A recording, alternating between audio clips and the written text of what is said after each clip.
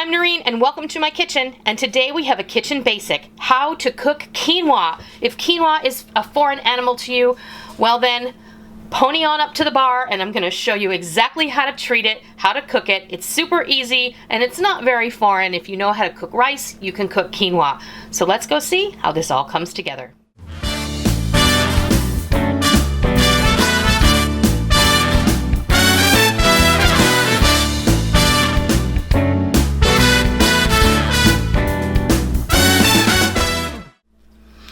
Okay, we're going to get started making this quinoa. This is actually an ancient grain medley. It's got amaranth, buckwheat, sprouted white quinoa, and sprouted red quinoa.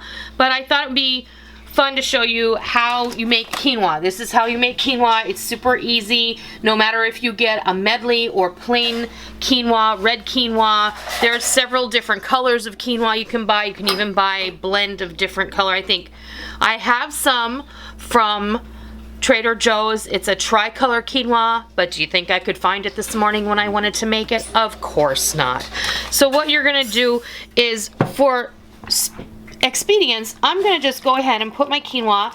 Now if this were plain quinoa and not a mixture, I would go ahead and wash it. Washing it really isn't that crucial. It's just a personal preference. And I just heated up some boiling water in my kettle.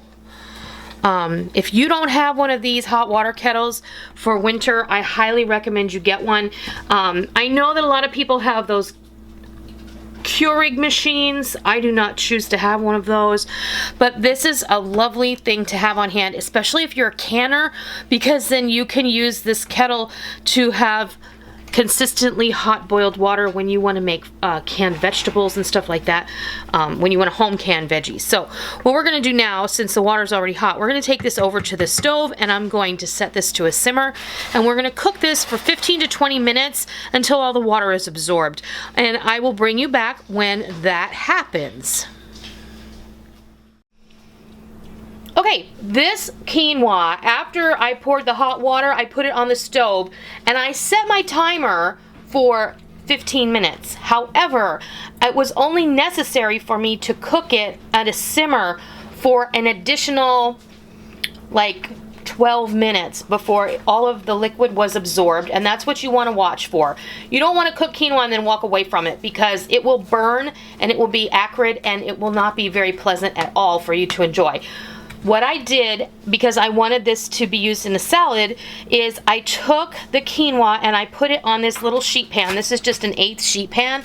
I lined it with foil and I stuck it in the freezer for about 10-15 minutes. Now it's not completely cold, but it's not boiling hot anymore, and it's perfect for me to use in my salad.